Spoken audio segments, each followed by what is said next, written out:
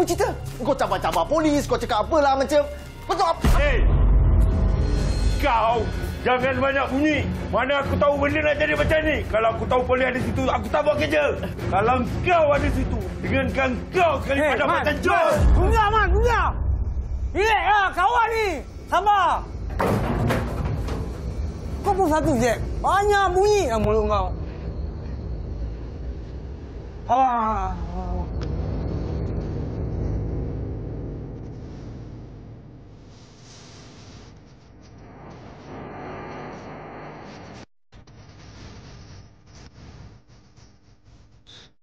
Aduh, penatlah Farul. Penat lu tahu tak? Penat. Aku tahu.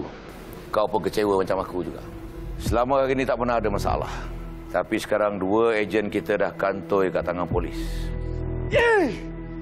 Melampau betul lah.